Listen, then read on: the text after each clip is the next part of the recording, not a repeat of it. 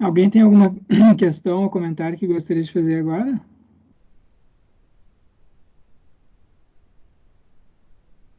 Eu tenho um, Rogério, só que é em relação ao tema da aula passada. Uh, Claro. Ah, que apareceu no final da tua aula, apareceu o gravada, apareceu o ponto sobre a possibilidade de separar o perspectivismo epistemológico do perspectivismo, a versão mais forte que seria o perspectivismo metafísico, né? E sim. pensando nas ideias do Kuhn, me ocorre que talvez seria possível fazer essa separação se a gente levar em conta o que dá origem às diferentes perspectivas, né? Pensando no Kuhn especificamente, me ocorreu a diferença entre as afirmações mais fortes que ele faz, por exemplo, na estrutura das evoluções científicas, em que ele fala, tem aquelas afirmações que são bastante fortes sobre cientistas de paradigmas diferentes habitarem em mundos diferentes, e as coisas um pouco mais moderadas que ele fala nas obras posteriores, em que a incomensurabilidade ela tem uma origem puramente linguística e tal. Aí tem, por exemplo, a interpretação do Ian Hacking, que vai dizer que tu tem o mundo é um só, que é o mundo constituído pelos indivíduos. O que tu tem são recortes linguísticos diferentes. Só esse ponto que me ocorreu, eu não consegui fazer na semana passada. Pois não lembro quem foi que perguntou, foi o Pedro, acho, ou o Jean, que perguntou sobre isso também na semana passada, não foi? Ou Isso, é. foi o Pedro? Tá. Sim, então, vamos ver. Esse é um. Hoje em dia, na filosofia, a maioria das pessoas que faz filosofia da ciência, mas não só a filosofia da ciência, né? Filosofia teórica em geral, eu diria, talvez, não sei como é que é na ética, na filosofia política, mas na filosofia, assim, quem faz metafísica e epistemologia, vamos dizer assim, tá? A maior parte dessas pessoas se diz realista. E o que eles querem dizer com realista é que o mundo é... Bom, realismo em filosofia tem três tipos de realismo, né? Tem o realismo científico, o realismo epistêmico e o realismo metafísico. O realismo metafísico é a tese segundo a qual o mundo independe das nossas mentes, colocando assim de maneira bem crua e rudimentar, né? O mundo independe das nossas mentes, o mundo não é constituído nem em parte pelas nossas mentes. Então tem versões assim radicais disso, que é o idealismo, né? Tem versões mais moderadas, como o idealismo transcendental do Kant, mas enfim, mesmo para Kant, isso que a gente chama de mundo e realidade é em parte constituído pela nossa mente. E depois tem... Então, os realistas são as pessoas que dizem que não, que o mundo não é constituído pelas nossas mentes, certo? Não é nem em parte constituído pelas nossas mentes. Os nossos pensamentos, o nosso conhecimento do mundo pode ser afetado. As nossas teorias certamente são afetadas pela nossa mente. Aquilo que a gente acha que é verdadeiro é afetado pela nossa mente. Mas não o mundo ele mesmo. É o mundo que torna as nossas teorias ou pensamentos verdadeiros ou falsos. Ok? E a maior parte das pessoas tende a aceitar isso, hoje em dia. Mas versões enfim, formas assim não realistas de metafísica aparecem aqui e ali, né? Mas enfim, tem outras. Vamos deixar isso aqui de lado por enquanto. Eu vou retornar a esse assunto, tá? Então tem outras formas de realismo. O realismo epistêmico é a tese segundo a qual nós podemos conhecer o mundo. Existe um mundo que é independente da nossa mente e ele é conhecível, cognoscível, né? É o realismo epistêmico. Nós podemos conhecer algumas verdades a respeito do mundo. E tem o realismo científico, que é uma tese sobre como a gente deve ler as teorias científicas, porque as teorias científicas dizem deve ser lido literalmente. Então, quando as teorias científicas falam em átomos, elas pretendem estar se referindo a entidades que estão ali no mundo mesmo. Não são só entidades assim ficcionais que servem de instrumentos para as nossas previsões. Então são três formas diferentes e tem gente, então é possível, né, tu adotar um e não adotar os outros, tá? São mais ou menos relativamente independentes. Embora a maior parte das pessoas que quando adota uma acaba adotando as três, mas isso varia de um filósofo para outro, tá? Então tem que ter cuidado assim quando se fala disso, porque a discussão sobre isso ficou bem assim sofisticada, né? Então tem 1001 variações assim que a gente encontra na literatura. E uma dessas variações é a do Kuhn. Então, só que o Kuhn ele escreveu num período anterior ao desenvolvimento e à sofisticação dessa discussão sobre realismo científico, realismo metafísico, antirrealismo.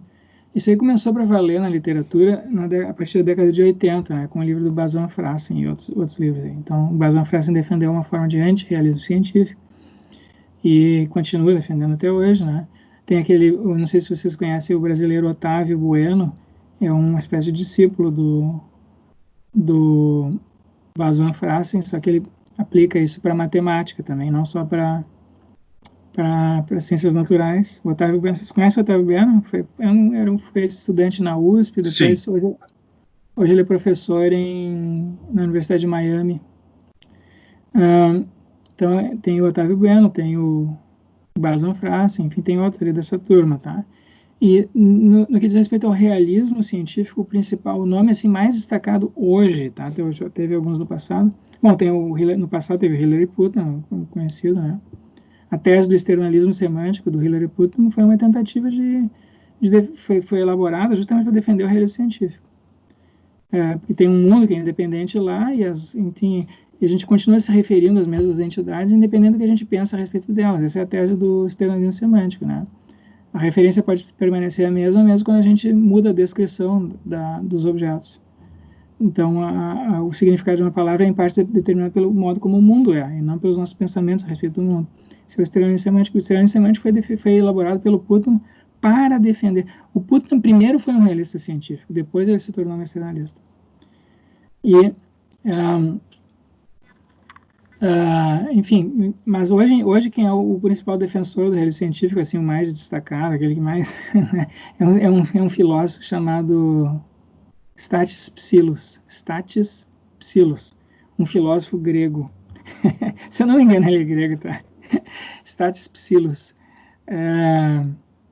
Então, o Stathis Psillos, ele adota as três formas, ele nem distingue, né? Realismo metafísico, epistêmico e científico, ele adota as três, não tem diferença.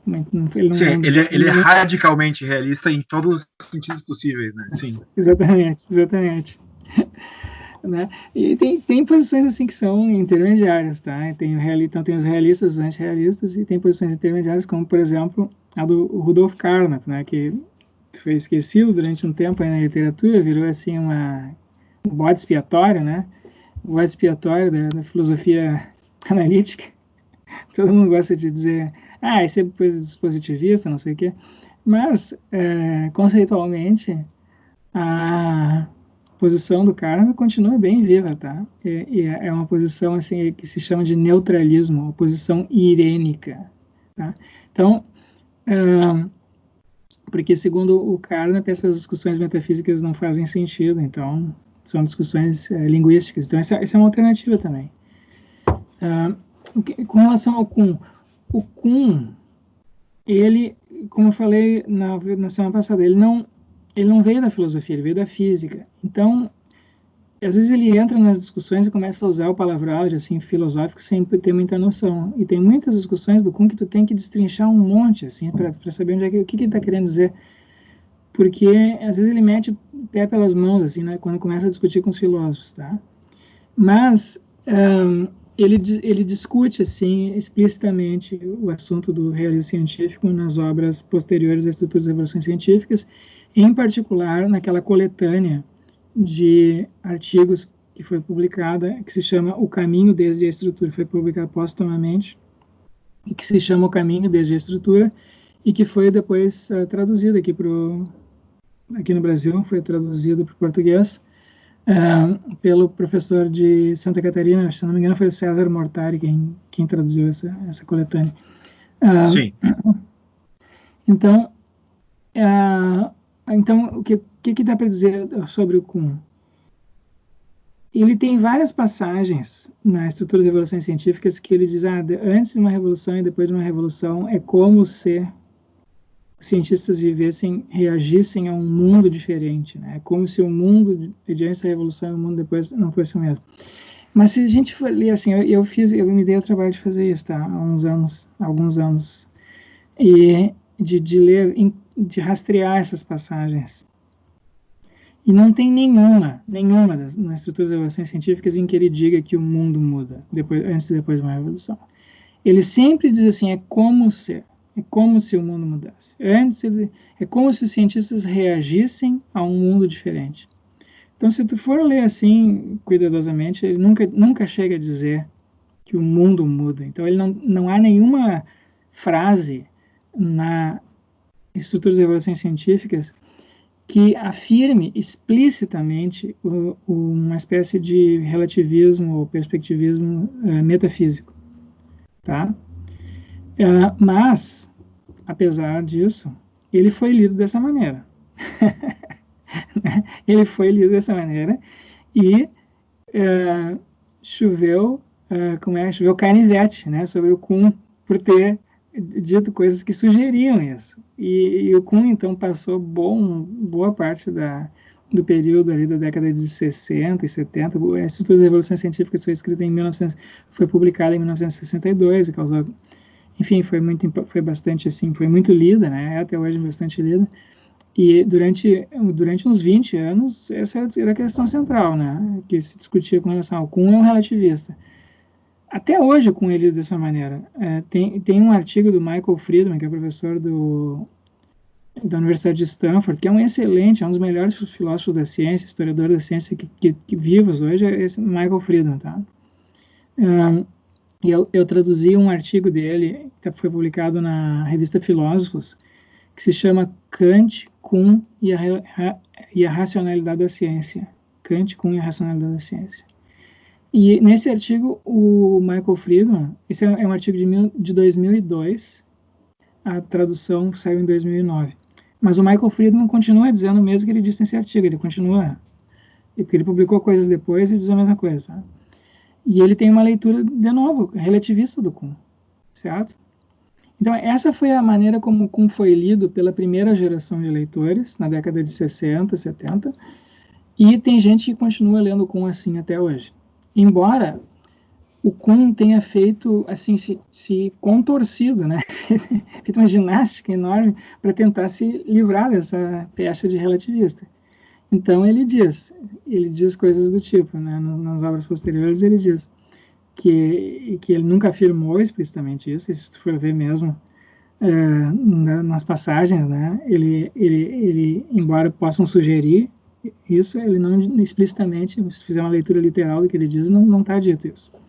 E ele escreveu um pós-fácil em 1970, também defendendo, que inclui, entre outras coisas, uma defesa do realismo, mas é um realismo diferente, tá? Não é um realismo assim, metafísico clássico, epistêmico clássico, é como se ele fosse a posição dele.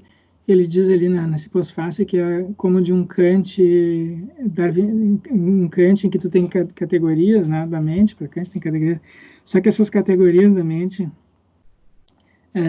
não são fixas, elas evoluem, né, mudam, depois cada revolução tem uma mudança de categorias, e essa evolução não é guiada por uma meta, pela verdade, não sei o que, porque a gente não tem acesso a isso, mas é guiada como ela é moldada, digamos assim, evolutivamente, que nem a evolução das espécies, né. Então, ele é um kantiano darwinista, digamos assim, no que diz respeito à evolução dos conceitos. Tá?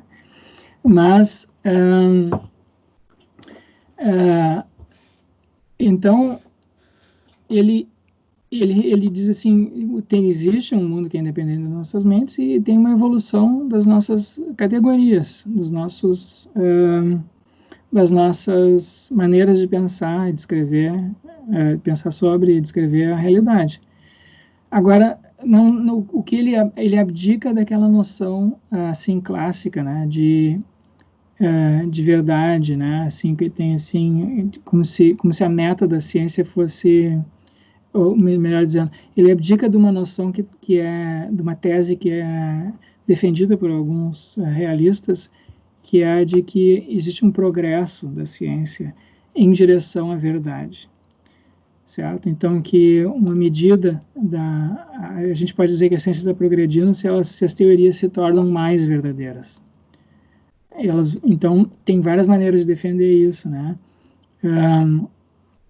Pode dizer que as teorias se tornaram mais precisas, ou o escopo delas aumentou, e tem gente que contesta isso, e aí tem gente que diz, não, mas a estrutura, né, das teorias científicas foi melhorando, foi se aproximando da verdade, as mudanças estruturais são cada vez menores, tem mudanças nos detalhes, enfim, tem várias maneiras assim de defender, né, vários tipos de realismo que foram desenvolvidos.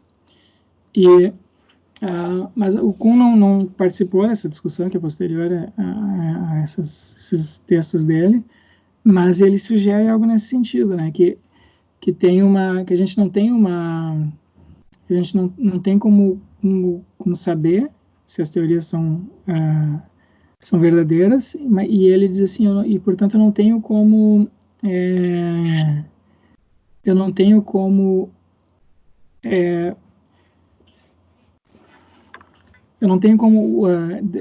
caracterizar o progresso científico como um progresso em direção à verdade.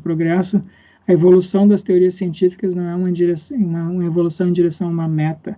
Ela é uma evolução como é a evolução das espécies naturais, né, biológicas. É uma evolução guiada pelas circunstâncias que se apresentam a cada momento. Tá? Então, isso com relação ao Kuhn. Agora, com relação ao debate... Não sei, Rodrigo, tu quer dizer alguma coisa? Não, eu concordo.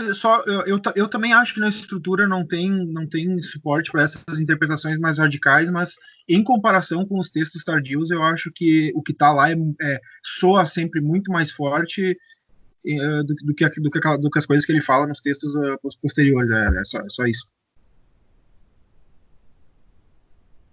Sim, em parte nos textos posteriores ele está respondendo justamente as pessoas que leram ele dessa maneira. Então ele enfatiza esse ponto, né? Ele enfatiza no sentido contrário, que ele não é relativista, que ele não é quer dizer, que ele não é idealista, né? Ele tenta enfatizar coisas nesse sentido. Mas o realismo assim que o Kuhn acaba adotando é um realismo mais fraco do que o realismo metafísico tradicional, né? Porque porque é mais fraco porque a própria noção de realidade, conceito de realidade, e como todos os outros conceitos, são internos a esta ou aquela estrutura conceitual. Então tu não tem um acesso independente, né, ao mundo. Tu não tem como dizer assim, aqui está a minha teoria, lá está o mundo, agora eu vou comparar a minha teoria com o mundo. Não existe como fazer isso. Não tem como fazer isso. Sim. Porque o mundo ele não se apresenta diretamente, ele só se Exatamente. O mundo só se apresenta para o cientista por meio das teorias que ele tem. É justamente as teorias que os cientistas usam que fornecem os critérios para discriminar aquilo que é real do que é fictício. Então, não tem assim, aqui está a realidade, aqui está a minha teoria, vou comparar uma com a outra e pronto. Não é assim, é a teoria que te diz que ali está a realidade. Então, não tem... Então é um realismo assim mais fraco, né, do que o realismo metafísico tradicional, porque a gente não tem um acesso cognitivo não apenas não tem um acesso cognitivo epistêmico à realidade, como a própria noção de realidade é em parte constituída pela teoria. Então tem gente que diz, mas isso aí não é realismo metafísico, né? Tem gente que diz que isso não é um realismo metafísico. Aí o Kuhn diz, bom, então isso que tu chama de realismo metafísico não faz sentido para mim, eu não sei o que é isso. Porque isso aí é uma ideia metafísica que, enfim, para o qual nós não temos nenhum critério, né,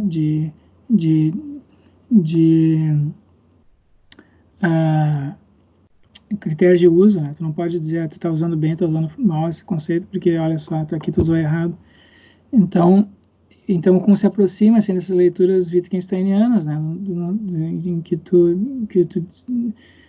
para tu ter um conceito dessas leituras wittgensteinianas, não, mas eu quis dizer dessas posições, assim, ou análises, né, wittgensteiniana, melhor dizendo, análise wittgensteiniana do uso dos conceitos. Para tu ter para que um conceito seja significativo, tu precisa ter critérios de aplicação correta e incorreta.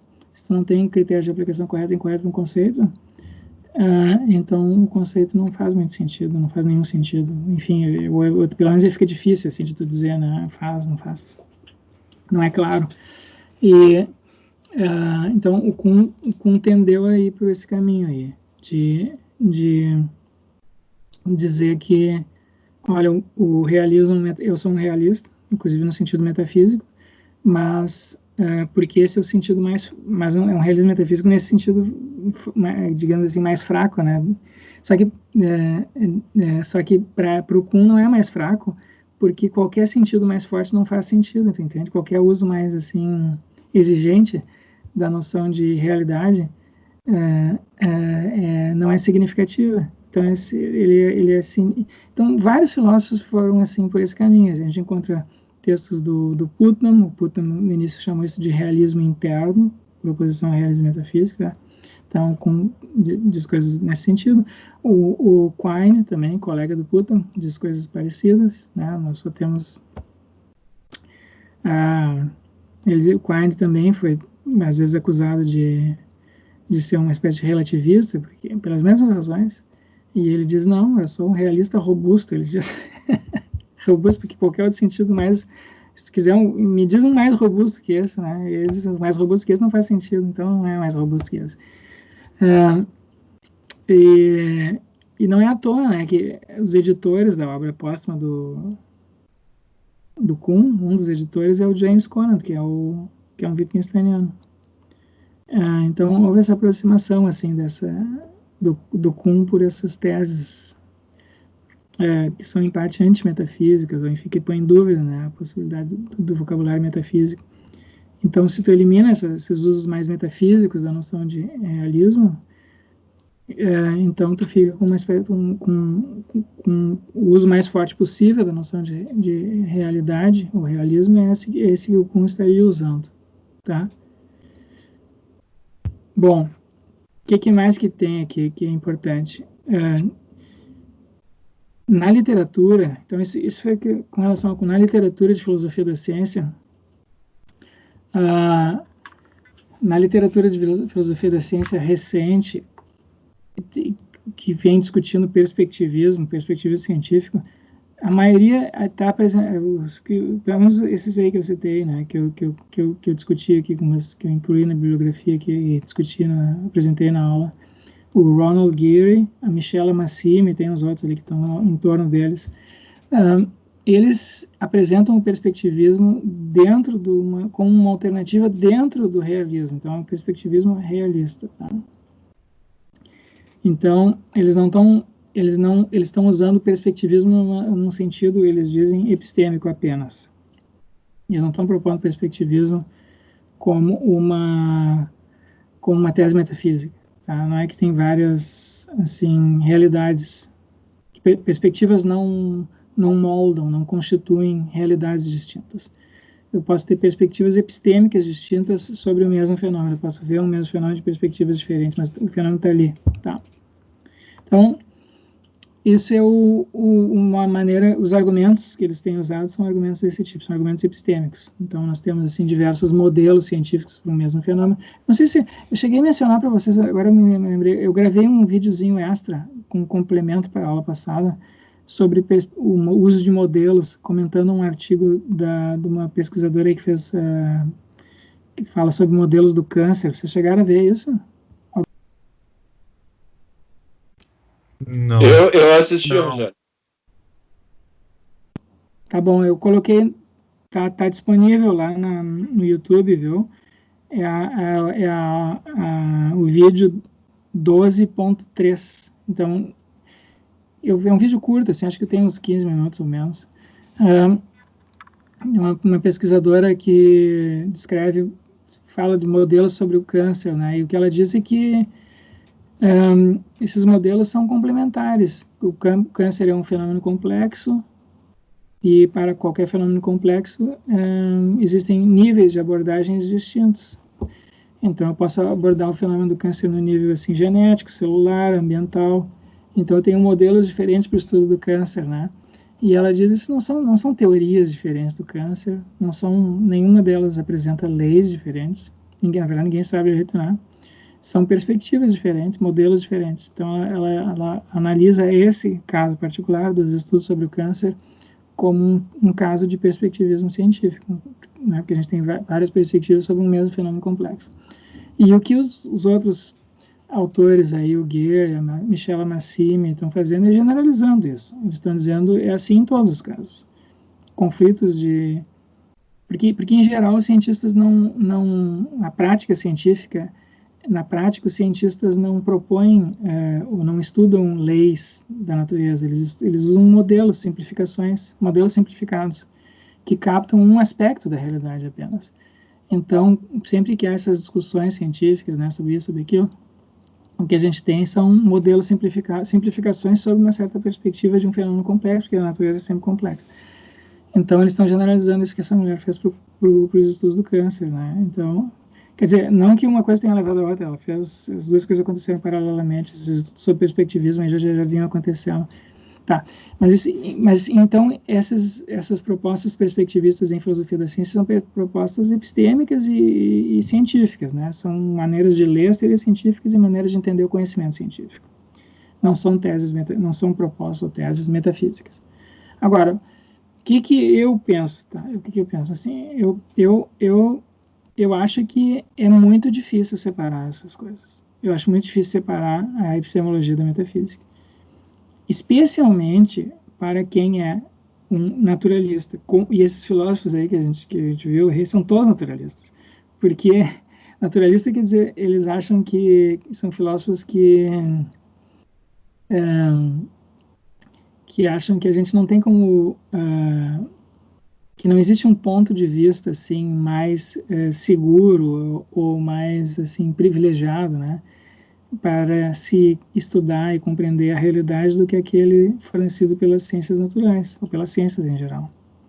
Então, o filósofo naturalista não é como o Descartes, por exemplo, que diz assim, não, agora eu vou mostrar que o Descartes é o filósofo que acha que é possível que as ciências estejam todas falsas e ele, como filósofo, vai mostrar que elas não estão. Então, o ponto de vista do Descartes, nas meditações, tipicamente, né, mas não só nelas, o Descartes, ele diz assim, eu como filósofo vou fundamentar as ciências. Então ele se coloca numa posição que é externa das ciências e que é assim, cognitivamente privilegiada, né?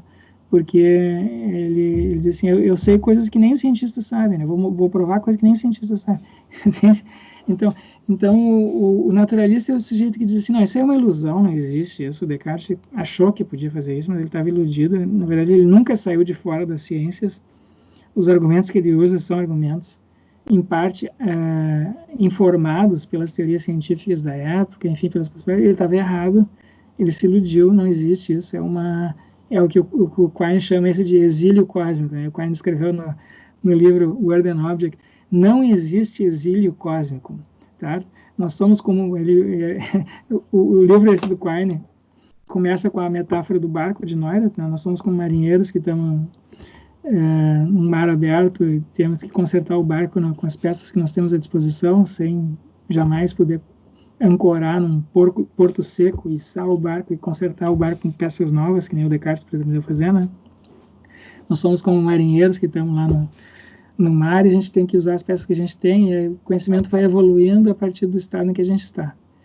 Né? Isso o Quine colocou no início, a citação do Otto Neurath, o positivista, positivista marxista, sabia, né? Não sei se você sabe, o Otto Neurath é um positivista marxista. Então, essa metáfora do barco, o Quine coloca no início do Guardianov, e no final ele diz não existe exílio cósmico. Então, essa é a linha condutora do livro todo ali, né? E os naturalistas todos fazem esse tipo, usam esse tipo de estratégia, né? Então, tu não tem um ponto de vista mais fundamental, mais privilegiado do que aquele fornecido pelas próprias ciências para estudar e identificar a realidade e descrever a realidade. Então, tu tem que fazer isso internamente as ciências. Agora, se internamente as ciências a gente tem perspectivismo epistêmico, né? Então, de onde vem a metafísica? A metafísica, para os naturalistas, a metafísica é um produto das ciências. Para os naturalistas, na melhor das hipóteses, a metafísica é uma espécie de generalização das ciências, né? Quais são as categorias fundamentais da ciência, quais são o que existe, o que é a ontologia naturalista? A ontologia naturalista é a ontologia, é uma sistematização das ontologias das diversas ciências particulares. Então, os biólogos falam em espécies, os físicos falam em partículas, não sei quem fala não sei o que, psicólogos falam em sujeitos, não sei o que. Vamos tentar sistematizar isso aí de alguma maneira. Então, o filósofo naturalista procura resolver questões metafísicas de existência, que tipos de entidades existem, quais são as categorias, que tipo de predicados nós vamos usar para descrever essas coisas, né? Que categorias nós vamos usar. Eles procuram fazer isso a partir de uma sistematização das ciências. Mas então é aí que vem o problema, né? Se as ciências são perspectivistas do ponto de vista epistêmico, a metafísica também vai ser. Isso é que eu acho, porque não tem como tu fazer uma coisa sem a outra.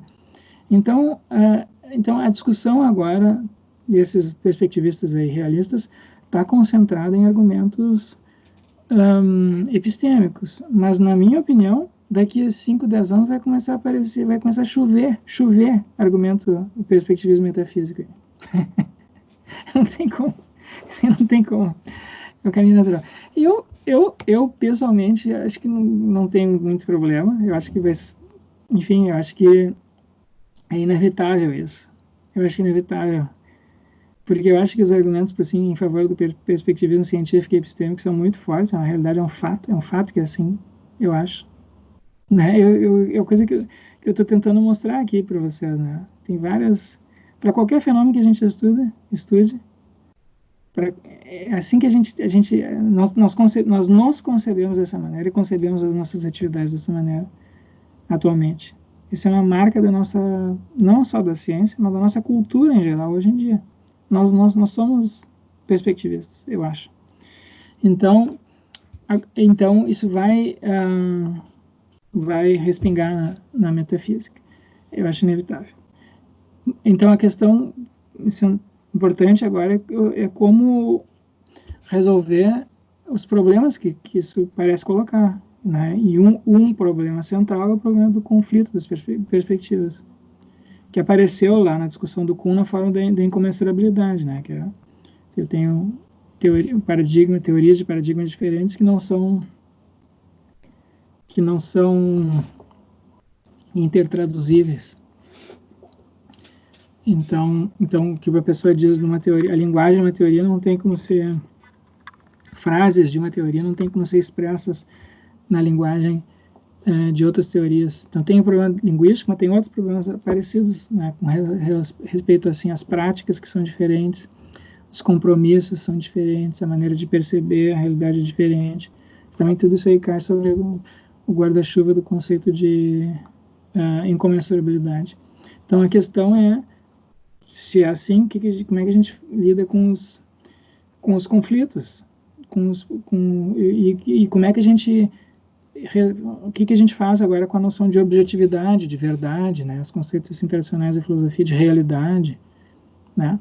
Então, de uma perspectiva naturalista, acho que isso vai acontecer, está acontecendo já. E tem as pessoas que não são naturalistas, tipo Heidegger. Heidegger não é um naturalista. Para o Heidegger, a ciência não nos fornece um ponto de vista privilegiado para o qual descrever a realidade. O Nietzsche também não é um naturalista nesse sentido. Tem muitos assim, fenomenólogos, em geral, não são. Né? Então, para esses aí, então, de novo, o Heidegger é um pluralista metafísico. Né? Ele diz assim, tem vários modos de ser. Tem um modo de ser dos objetos. As coisas podem se apresentar para nós como objetos. Quando a gente está fazendo ciência, ele se apresenta para nós como objetos. Mas as coisas podem se apresentar para nós como instrumentos, como pessoas dadas em existência, ele diz, ou como seres vivos, ou como objetos matemáticos, né? Então são modos diferentes de ser, são ontologias diferentes. E não tem uma assim que é privilegiada sobre as outras, né? Então, para quem não é naturalista, de novo, tu acaba tendo esses mesmos tipos de problema. Então, quer tu seja naturalista, quer tu não ser, vai acabar nisso. Então, eu acho que isso vai ser um traço marcante da nossa filosofia agora nesse período inicial do século XXI, na minha opinião. Alguém gostaria de dizer alguma coisa?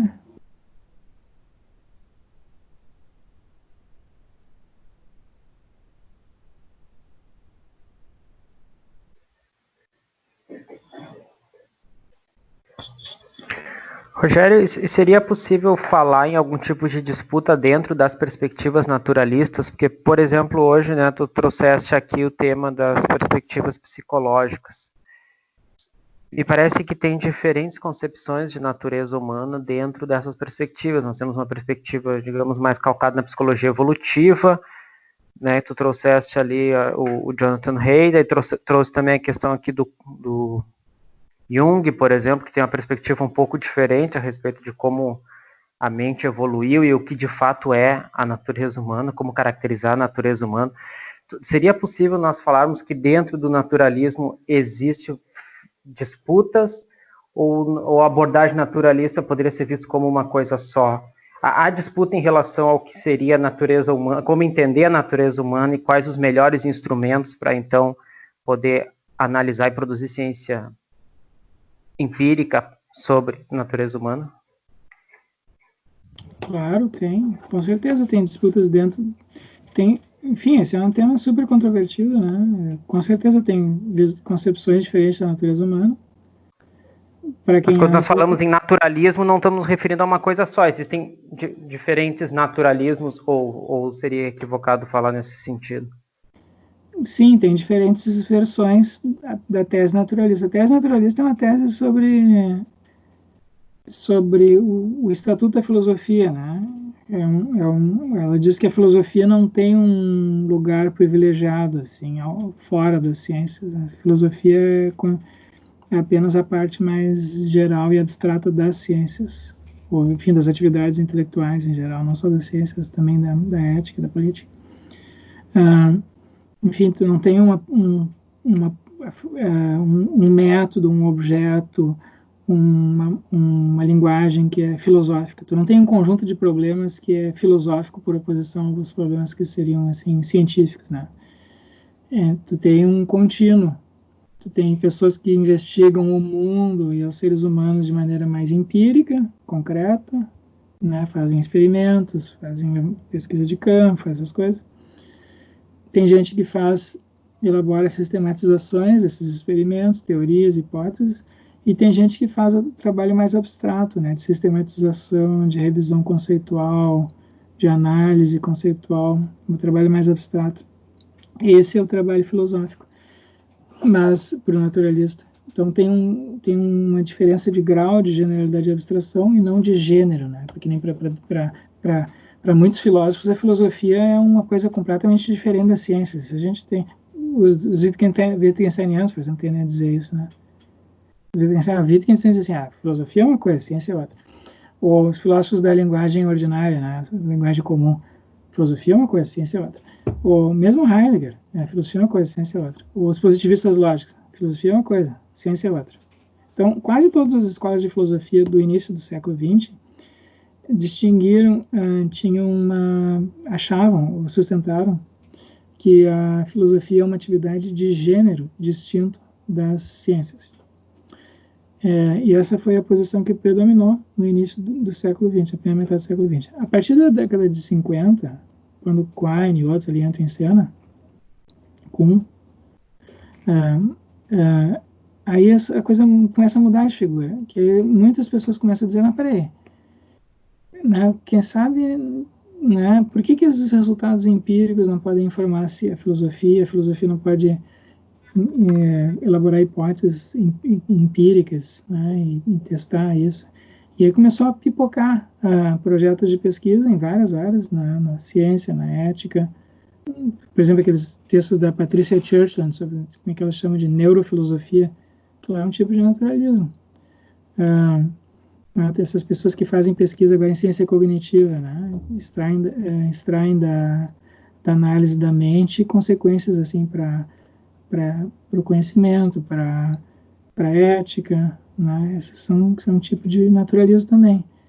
Então, a gente pode estudar filosofia concebendo a filosofia como sendo uma atividade completamente diferente da ciência, ou como parte de uma teia da qual a ciência, a filosofia e outras atividades fazem parte. Os naturalistas veem dessa maneira. O naturalista é mais um no barco do Neurath lá. Ele não é o como é que se diz, como é que esses caras que constroem barcos, como é que se chama essas pessoas que constroem barcos? Eu não sei não. Estaleiros, eu acho. Estaleiro, exatamente, estaleiro.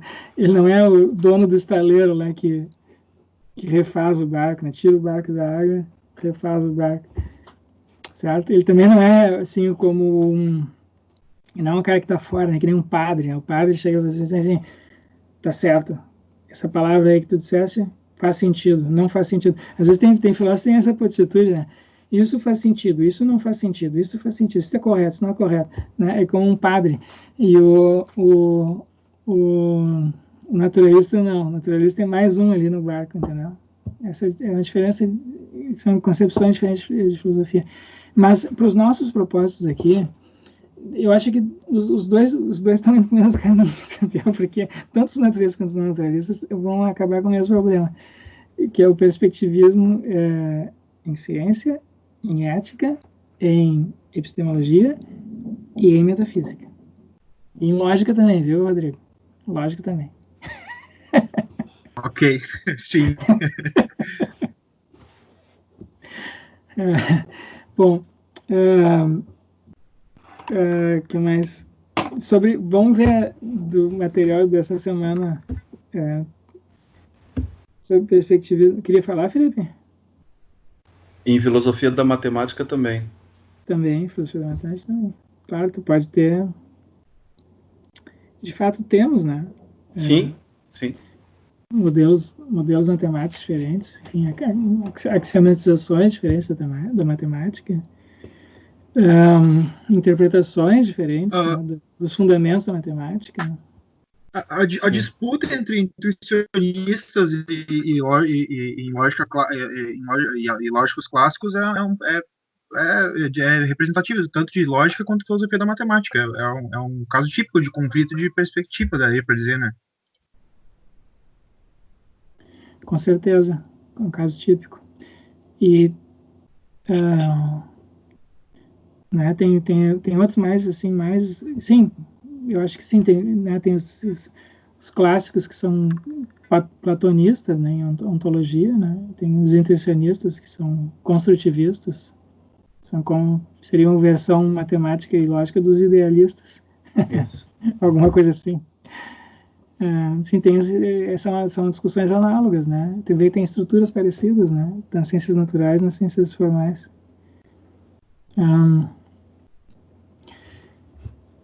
E ver como é difícil, né, separar os argumentos epistêmicos dos métodos ontológicos, né? Porque tu tem argumentos assim sobre o que nós podemos conhecer, o que nós podemos provar na matemática, né? Podemos usar provas indiretas, né, na matemática, ou não podemos usar provas indiretas. E aí tu tem, então isso são argumentos de tipo epistêmico. O que pode ser provado, o que não pode, quer dizer, o que pode ser conhecido e o que não pode ser conhecido. Mas isso tem consequências para a ontologia. A ontologia platônica é bem maior que a ontologia construtivista, né, o intuicionista. Então, fica difícil separar, eu acho, os argumentos epistêmicos dos metafísicos, certo? Mas vamos ver um pouco do material aqui dessa semana sobre perspectivas psicológicas. Então, eu queria dizer o seguinte: a maior parte do que a gente viu até agora, com exceção do livro do McGilchrist, lá na terceira semana, com exceção do livro do McGilchrist, todos os outros, todo o resto do material que a gente analisou aqui é um material que tratam de perspectivas assim teóricas ou cognitivas, enfim, tem pessoas que têm crenças diferentes umas das outras, né? Então mesmo que essas crenças não sejam conscientes, né? Elas são assim que se expressam em atitudes diferentes, comportamentos diferentes. Então, por exemplo, o material do Viveiros de Castro, né? Falando da cosmologia indígena e da cosmologia nossa ocidental, enfim. Né? Isso são crenças diferentes e comportamentos diferentes que a gente tem, nós em relação aos índios. O livro do Thomas Sowell falou de perspectivas diferentes a respeito da natureza humana e das políticas públicas, né, sociais. Né? Então, os conservadores, os que têm à mente uma concepção restrita, tem gente que tem concepções restritas das possibilidades da natureza humana, quer dizer, são céticos com relação ao potencial humano, e tem gente que tem uma concepção mais irrestrita a respeito do potencial humano, que nem o Rousseau, né? Os homens nascem livres, a sociedade é que estraga, ou seja, os homens nascem livres, mas em toda parte vivem acorrentados. E essas correntes não são inatas, né? As correntes são postas nos seres humanos pelas instituições, então a gente tem que reformar as instituições. E tem gente que diz assim, não, mas os que têm uma concepção mais restrita dizem, não, mas as instituições são elas próprias, criadas por seres humanos, né? Então se as instituições que estão colocando correntes, é culpa das pessoas, né, que fizeram isso. Então tem esse vai e vem, né? Mas é uma concepção, são perspectivas diferentes que se apresentam assim doxasticamente, são crenças diferentes que as pessoas têm e comportamentos, portanto, que as pessoas têm, embora a maior parte dessas crenças sejam inconscientes, né? O Sol diz, mas em geral as pessoas não sabem que é isso que está mobilizando elas nos debates públicos, né? A mesma coisa com as coisas que o Jonathan Haidt falou, né? São crenças morais, crenças e comportamentos morais que são motivados por sentimentos morais diferentes que as pessoas têm.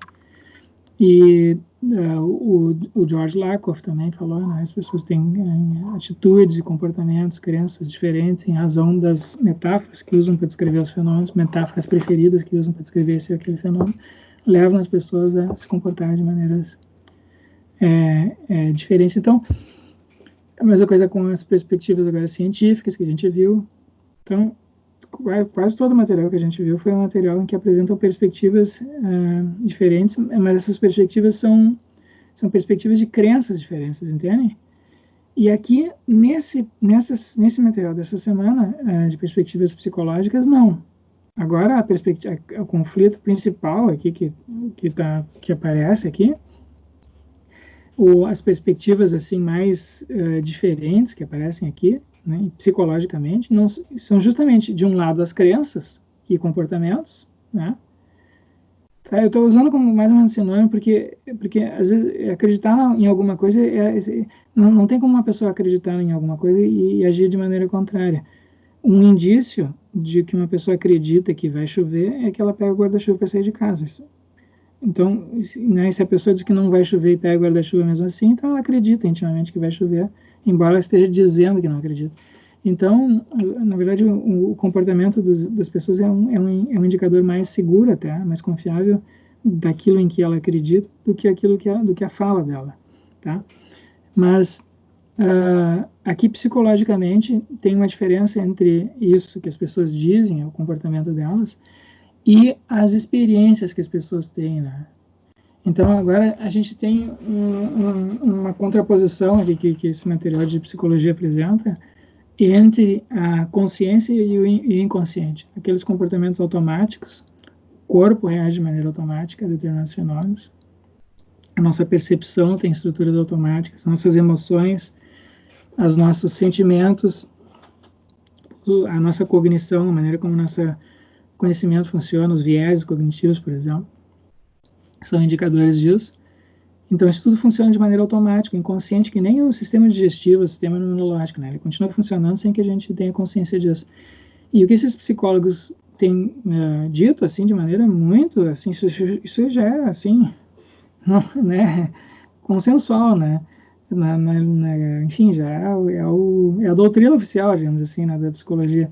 A maior parte daquilo que nós pensamos, a maior parte do que acontece na nossa mente é inconsciente. Quer dizer, isso começou no século XIX com Nietzsche, depois no final do século XIX, início do século XX com Freud, depois Jung e outros psicanalistas lá. Começou com uma ideia meio estranha, né? Mas hoje em dia não é mais estranho, isso é o lugar comum na psicologia contemporânea. A maior parte do que acontece na nossa mente é inconsciente, tá? Então,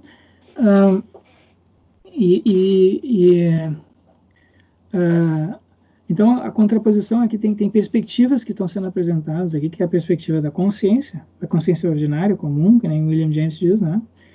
Que é uma consciência, por exemplo, essa consciência que a gente esse estado mental que nos faz, por exemplo, em que eu estou agora quando estou falando com vocês aqui, né? Por exemplo, se você me pergunta o que é isso aqui, eu digo que isso aqui é uma xícara, certo?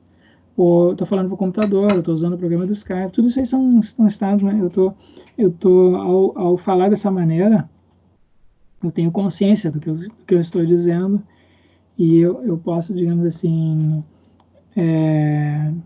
conferir, né? Corroborar isso com outras informações, perguntar com vocês, quer dizer, é um tipo de discurso de estado mental particular. E o que esses psicólogos e psicanalistas aí dizem é que isso é só a ponta do iceberg, que na verdade é a maior parte do que acontece, enfim, que mobiliza assim as nossas, que produz isso, né, na gente, são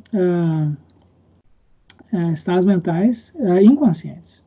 Então, isso aparece tanto do nível assim, a gente tem indícios disso no nível comportamental, né, em que há esse descompasso entre aquilo que a gente diz e aquilo que a gente faz, né, então, do ponto de vista assim, emocional, sentimental, cognitivo, mas também simbólico, certo? Então, o tipo de vocabulário, o tipo de imagem que a gente usa que a gente associa, né, a determinados eventos na vida da gente, a determinados fenômenos, isso tem uma dinâmica própria. Assim como o sistema imunológico tem a dinâmica própria, a digestão, né, tem a dinâmica, funciona independentemente da minha vontade, também o inconsciente funciona independente da nossa vontade, tem estruturas. Então, assim como tem estruturas, tem algumas emoções básicas que os seres humanos têm e que molda a nossa maneira de pensar, a nossa cultura, né? As nossas emoções não são aleatórias. A gente tem um conjunto básico de emoções e algumas outras mais complexas. Mas não tem muito mais do que isso, entende? Então, isso impõe limites bem assim, bem claros bem claros não, mas assim bastante restritivos para as possibilidades culturais.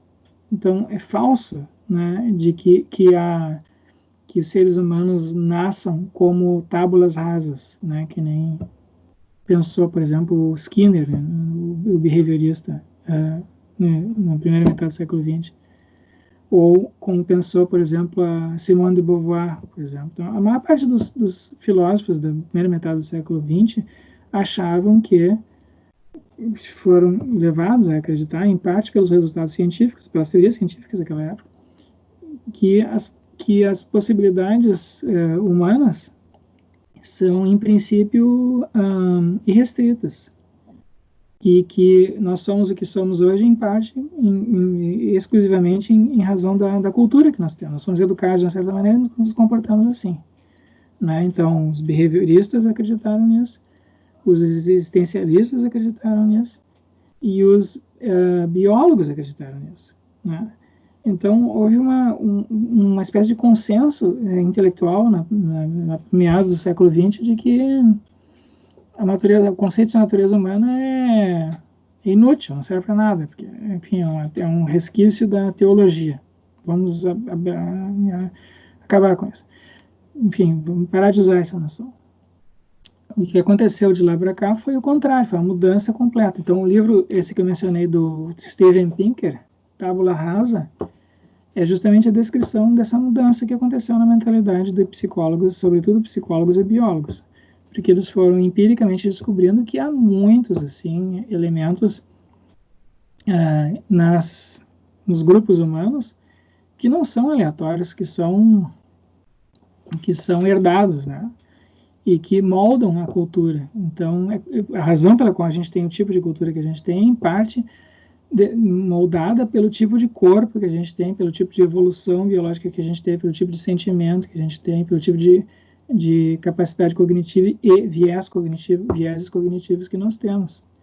Então, isso impõe balizas. Claro, as variações, tem muita variação cultural, né? Tu compara, sei lá, a tribo de aborígenes australianos com os Yanomamis, com os esquimós chineses e enfim, essa tribo estranha que são os brasileiros, por exemplo, né? Nós somos bichos estranhos, né? Comparados com esses outros. Então, então tem muita variação cultural, mas assim, do ponto de... Parece, né? Parece que não tem nada a ver com ela, mas se tu vai ver, as estruturas são as mesmas, né? Tem muitas coisas que são parecidas. E aí o que os biólogos e psicólogos começaram a ver foi que tem mais semelhança do que diferença, né? Do nível comportamental, nas culturas, nas linguagens.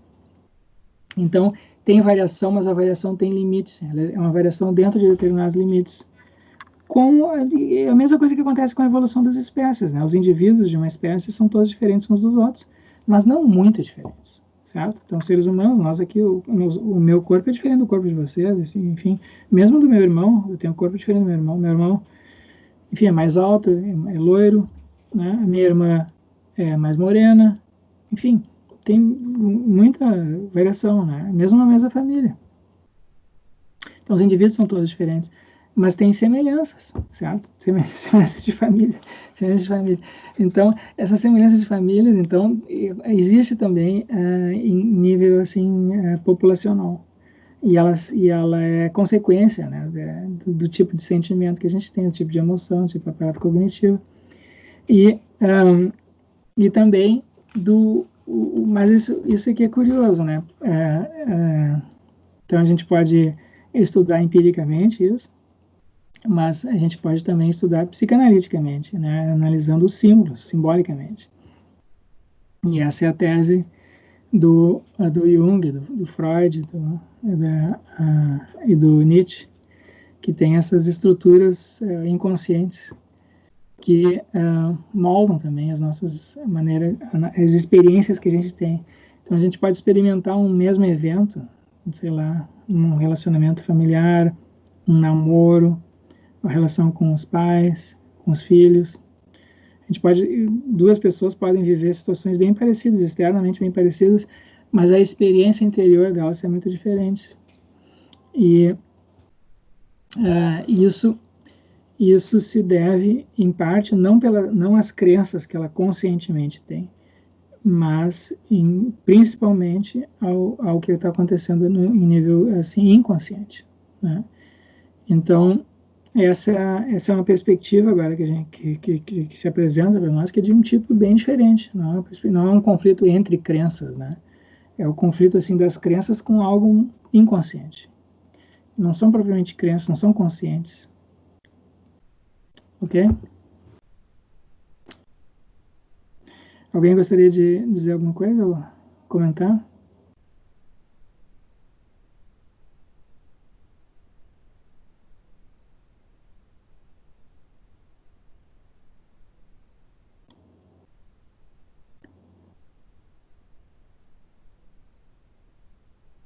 Vocês estão me ouvindo?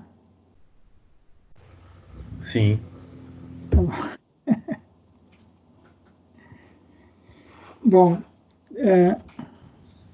Rogério, sim. falar em perspectiva inconsciente não soa numa determinada perspectiva conceitualista uma contradição em termos?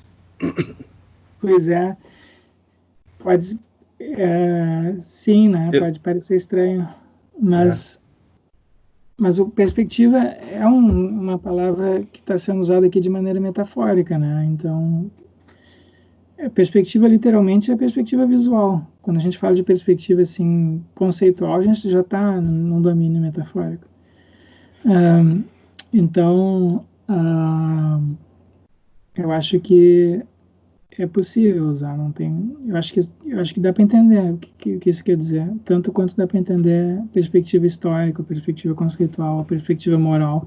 Todos esses usos da palavra perspectiva são também metafóricos. Ok.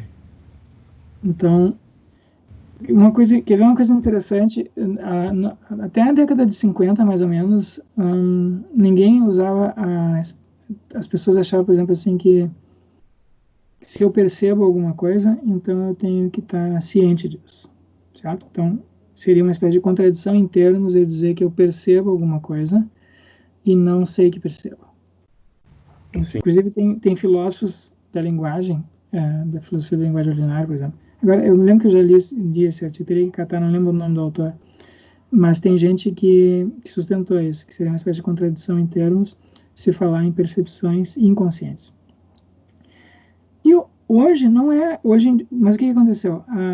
Empiricamente isso se verificou, né? Então, por exemplo, aqueles estudos lá do gorila com a bola de basquete, lembra do laboratório, aquele que fez aquela pesquisa de visual?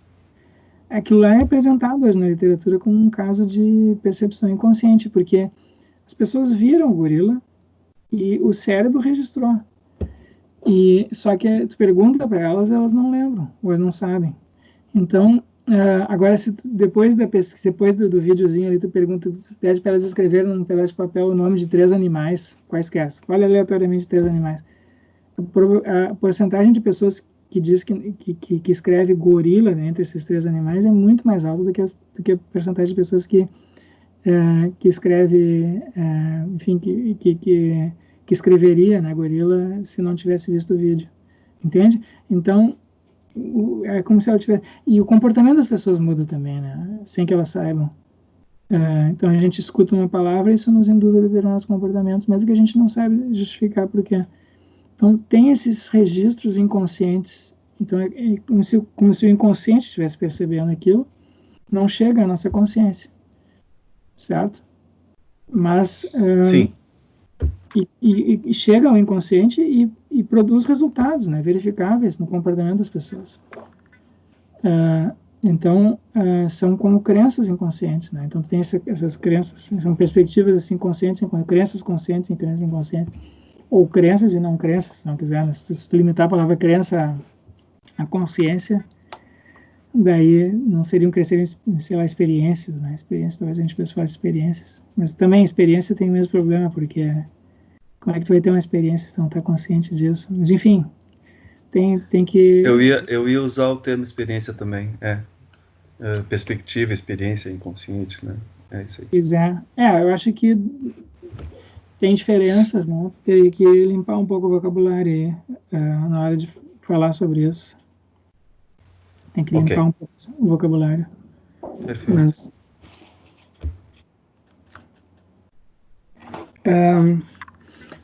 o que mais que tem aqui? A segunda... então, eu acho que tem uma... eu acho que num certo sentido, assim, existe uma possibilidade que se abre se a gente encontra se a gente reconhece, né, essas realidades inconscientes, essa dinâmica inconsciente, e existe uma uma possibilidade assim que se apresenta, eu acho que é interessante para tratar justamente dos conflitos de perspectiva, porque se a gente analisa conflitos de perspectiva desde o ponto de vista, desde uma perspectiva estritamente assim consciente, então qualquer nova perspectiva que se apresente é uma ao lado das outras, né? Tem assim, sei lá, posso ter uma visão negativa da natureza humana, uma mais positiva, uma intermediária, digamos que eu elabore uma outra concepção agora da natureza humana, essa vai ser mais uma ao lado das demais, sempre. Então, eu nunca consigo resolver conflitos de perspectiva apresentando uma nova perspectiva. Eu tenho que esses dilemas, essas incapacidades assim de dialogar, né, ou falta de critérios que se introduz sempre que a gente tem conflitos de perspectivas, nunca tem como ser resolvida pela introdução de uma nova perspectiva. Nova perspectiva só torna o problema mais difícil de resolver ainda. Às vezes é inevitável, a gente tem que introduzir uma nova perspectiva, porque a gente acha que as outras estão erradas, mas isso não, a rigor, tu amplia o problema, né? Tu não... E mesmo que tu cria uma perspectiva assim que englobe as outras todas, né? E sempre tem essa esperança, né? Essa esperança, assim, digamos assim, iluminista, a esperança iluminista de encontrar uma perspectiva que seja a verdadeira, né? Que nem a ciência vai nos dizer a verdade. Então, só que isso nunca acontece, né? Porque sempre surgem alternativas. E então o problema não é assim, claro que é necessário esse jogo de correção das perspectivas, de encontrar perspectivas mais amplas, isso é essencial, né? É muito importante que isso seja feito. Enfim, tem um trabalho de esclarecimento consciente e evolução, da evolução da cultura, dos pensamentos, né? Que se faz nesse nível.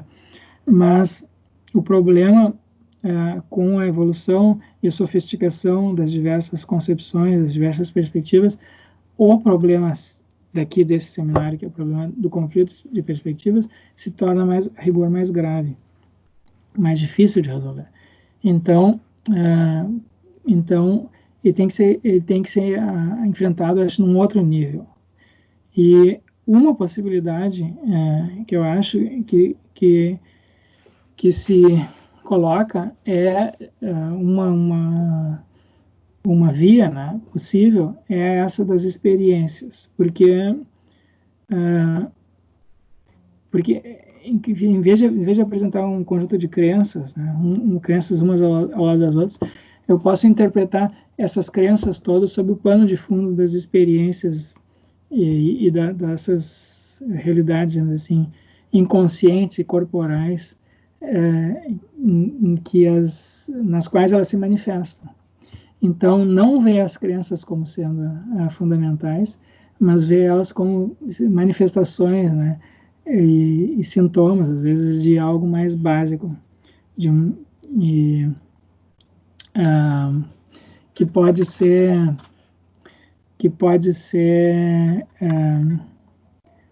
comum a todas as pessoas, né? Então, as emoções que nós temos são todas comuns, quer dizer, as emoções básicas são comuns, ou pelo menos a maior parte delas. Claro que existem variações entre as pessoas, tem pessoas que são mais sentimentais, outras que são mais frias, tem pessoas que são mais, assim, intuitivas, outras são mais analíticas.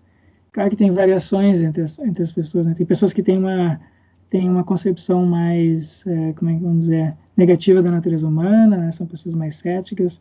Tem pessoas que são mais assim, otimistas, né? Com relação às possibilidades humanas. Mas, mesmo as pessoas, essas diferenças não são tão grandes a ponto de que a gente não consiga entender o ponto de vista do outro, né? Então, o Lakoff dá um exemplo interessante nesse sentido, né? Uma pessoa que por exemplo, tem uma moral progressista, uma pessoa de esquerda, e ela tende, então o Lakoff diz, tende a usar como metáfora preferida para as relações morais as metáforas do cuidado, né, da empatia, do cuidado para com os filhos, do pai ou dos pais, da pai e da mãe, que provém, que educam os filhos, que cuidam dos filhos, né? Tem uma relação de dependência, mas essa relação de dependência é vista como uma relação amorosa, né? É diferente, por exemplo, das pessoas que tendem a ser mais conservadoras e que tendem a usar metáforas mais estritas da moralidade. Então, o que importa é a autoridade, o que importa é a rigidez, né? Evitar os excessos, cortar o comportamento inadequado. E o Lakoff diz, mesmo as pessoas que são de esquerda e que usam essas metáforas assim e narrativas associadas aos cuidados paternos para tratar de relações morais em geral, relações humanas em geral, mesmo elas são capazes de ir num filme do Rambo e se emocionar, ficar entusiasmadas ali com o Rambo matando os vietnamitas e salvando não sei quem lá. Então por que a gente consegue fazer isso, né? Por que a gente consegue ver um filme do Rambo, ou enfim, sei lá, do Clint Eastwood, sei lá, enfim, encontrem, pode não ser o do Rambo, tem gente que pode achar esteticamente feio aquilo lá, mas se não é o Rambo tem outros, tá? Sei lá, alguns desses filmes do Quentin Tarantino tem isso um pouco, né? Ou alguns filmes japoneses tem isso. Então a gente olha aquilo e fica, mas que coisa, né? Fica impressionado com aquilo e acha. A gente não diz assim, que legal. A pessoa diz assim, ela fica impactada, mas tu vê que aquilo mobiliza ela. Por que mobiliza? De maneira inconsciente, tá? Então, por que isso? Porque ela entendeu aquilo lá. Ela entendeu. Então ela já teve aquele tipo de experiência. Então, do ponto de vista assim, das experiências que a gente tem, da realidade assim, simbólica e inconsciente, não há tanta divisão, há menos divisão, não há tanto conflito. Quer dizer, tem um mar de símbolos e um caos, né? Que nem o Nietzsche diz, um caos interior que alimenta todos nós, tá? Então, no nível inconsciente, o bem e o mal não estão assim tão bem discriminados, direita e esquerda não estão tão bem discriminados, o ceticismo e a confiança iluminista não convivem lado a lado. O inconsciente é mais caótico. E justamente o que caracteriza a consciência é a capacidade de fazer discriminações, né? Então, essas discriminações que a gente vai fazendo conscientemente não tem correlatos no inconsciente. Os correlatos, quer dizer, o funcionamento ali do inconsciente é de outra natureza, né? Então, eu acho que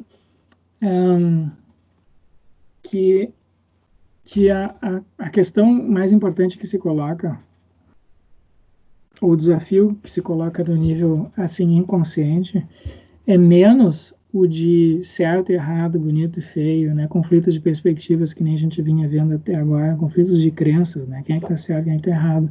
Vamos ser de esquerda, vamos ser de direita, vamos ser conservador, não sei o que, ou vamos ser, né? Será que a cosmologia é perspectivista, que nem dizem os ameríndios, ou será que a cosmologia é absoluta, que nem dizem os nossos ocidentais, que a gente tende a achar, né? Então, é um conflito menos desse tipo, né? Essa teoria ou aquela teoria, verdade, feio, bonito, feio, bonito, feio, certo, errado, e mais o desafio que você coloca no nível inconsciente é mais um desafio de viver uma vida significativa ou não viver uma vida significativa. Viver uma vida engajada, né? Ou viver uma vida destacada, né? Destacada, esquizofrênica, né? Que tu se afasta daquilo que tu é, tu não se torna aquilo que tu é. Então, do ponto de vista inconsciente, a gente tem esses processos, que o Nietzsche falou, né? O desafio é tu se tornar aquilo que tu já é, tu reconhecer o que já tem dentro de ti e realizar aquilo.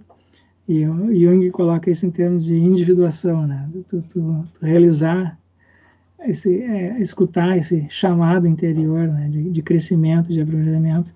Então tem esses estágios pelos quais a gente vai passando e todas as pessoas passam por isso. E quando esses processos ficam interrompidos, então a gente tem as patologias, né, as patologias psíquicas, né, a esquizofrenia, a depressão, a megalomania, a identificação com aspectos assim sombrios da nossa natureza, né? Então todo mundo tem isso. Pode se identificar lá com o Rambo, por exemplo, né? E daí votar no Bolsonaro, por exemplo, sei lá. Né? Ou coisas assim. Então, né, tem esses fenômenos assim que do ponto de vista racional são incompreensíveis.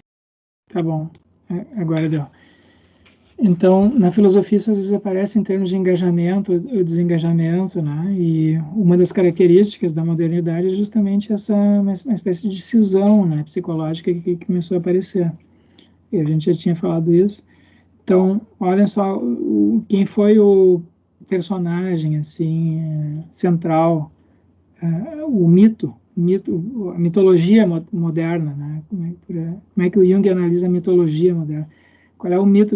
O mito central do Ocidente, para o Ocidente, para a nossa civilização antiga, foi o de Jesus. Então, a gente tem uma espécie de integração lá da personalidade com Jesus. E na modernidade começa a aparecer, o Jung disse, né, tem um outro mito que aparece, que é o mito do Fausto, tá? Que foi escrito por Goethe no livro Dr. Fausto. E várias coisas que haviam sido ficadas assim negligenciadas, né, na mentalidade antiga, medieval, como o problema do mal, do corpo, das mulheres, da riqueza, tudo isso vem à tona agora na vida de Fausto. Então, é uma pessoa que faz uma espécie de pacto com o demônio, né, e aí conquista as realidades materiais, tem realizações. E o Jung diz que isso é em parte a nossa situação contemporânea, né? O desenvolvimento da nossa civilização foi nessa direção nos últimos anos. E o resultado foi uma espécie de cisão. Então, a gente tem né, isso aparece em muitos aspectos da nossa cultura. E isso que o Heidegger diz naquele artigo que eu passei para vocês de 1938, a era das imagens de mundo, é um traço da nossa mentalidade, né? Então a gente tem a ciência contemporânea, que começa justamente nessa época em que o Dr. Fausto viveu, por volta de 1500. A ciência experimental justamente se caracteriza por desconfiar da imagem manifesta do mundo. Então, os cientistas, a partir da modernidade, dizem assim, não, o mundo não é isso que a gente vê, né? Tem coisas invisíveis que estão por trás dos fenômenos visíveis. E todas as teorias contemporâneas nas ciências fazem esse traço central da ciência contemporânea, né? Ela explica o visível por meio de entidades invisíveis. Então, a gente tem uma imagem teórica representada que não é a imagem manifesta do mundo, certo? Agora, do ponto de vista inconsciente, isso não acontece, né? Porque do ponto de vista inconsciente, a gente não tem de um lado a teoria, isso é produto da consciência, e de outro lado a imagem manifesta. Do ponto de vista inconsciente, a gente tem a vida, o fluxo da vida, e esse fluxo pode fluir ou ser interrompido, né? E quando a gente tem cisões mentais, ele se interrompe. Então, quando a gente se coloca num tipo de vida que está em desacordo com os nossos sentimentos ou emoções, ou com aquilo que a gente, com os estágios de desenvolvimento em que a gente se encontra, né? A pessoa, por exemplo, a gente passa por transformações na vida, né? Por exemplo, eu por exemplo, nos últimos anos, eu me casei, depois tive filhos, né? Agora eu estou ficando velho. Então, essas coisas elas são muito básicas, muito fundamentais, e em geral a gente não fica muito pensando sobre isso, fica pensando sobre o trabalho, sobre filosofia, o que eu tenho que fazer, mas essas coisas vão acontecendo. E aí, volta e meia, elas te puxam, né, pela perna, né, porque tu não está mais vivendo de acordo com com a tua época, com a tua idade, com coisas novas que estão se apresentando na tua vida, o casamento, os filhos, novas responsabilidades, enfim, novas possibilidades, e tu não quer assumir aquelas responsabilidades, ou tu tem possibilidades que tu não está aproveitando, isso está te deixando frustrado, e isso tudo pega a gente pelo inconsciente, né? Então, eu acho que então a vida a vida se apresenta para nós, eu acho, em dois níveis, sempre. Tem esse nível consciente que aparecem esses conflitos, mas tem esse outro nível que é o do fluxo, da dinâmica da vida, né? Então, eu acho que os conflitos de perspectivas têm que ser abordados também dessa maneira, não apenas assim pelo nível argumentativo, mas também levando em consideração a dinâmica mais profunda, psíquica de cada um e de nós, assim, coletivamente, tá? Uma possibilidade de fazer isso, eu acho, é usando conceitos como esses que a gente encontra, por exemplo, no Tao Te Ching, ou nas artes marciais, por exemplo, né?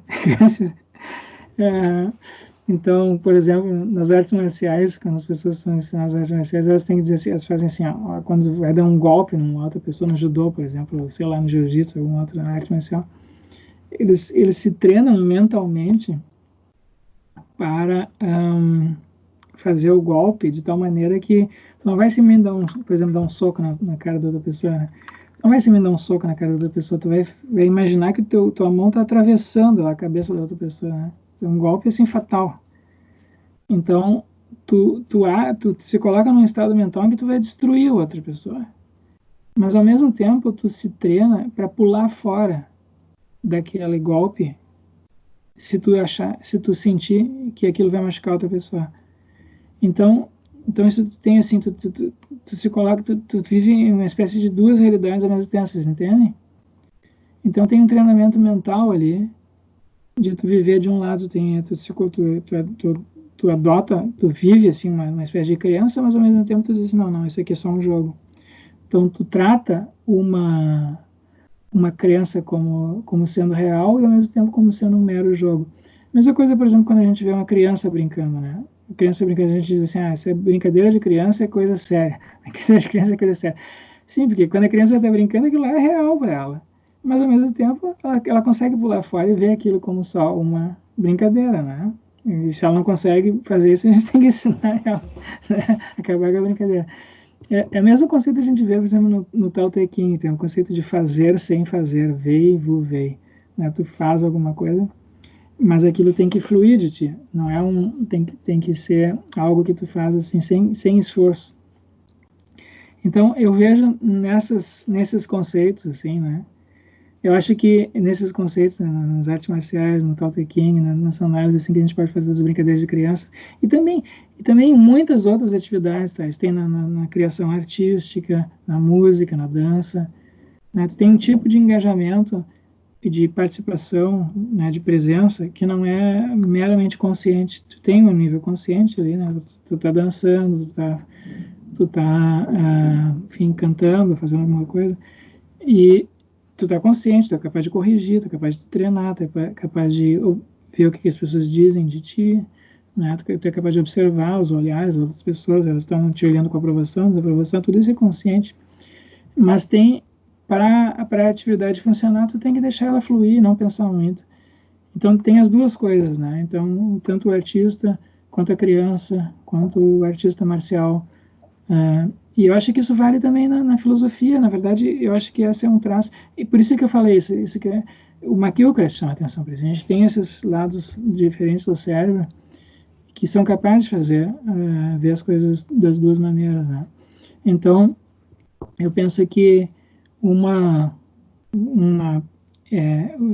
esses conflitos de perspectiva que eu vinha descrevendo aqui no seminário, eles têm que ser abordados também desse ponto de vista, dessa perspectiva, né? Que não é para a gente consciente, vocês entendem?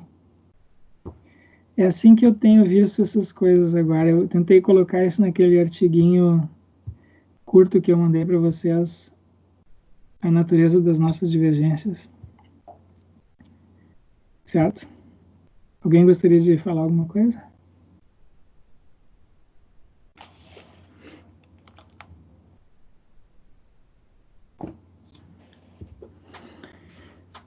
Aquele artiguinho vai sair no jornal no estado de São Paulo em breve. Depois eu mando a cópia para vocês. Tem um caderno no estado da arte. Eba! Então tá, alguém mais gostaria de dizer alguma coisa? Não sei. Hoje eu falei demais.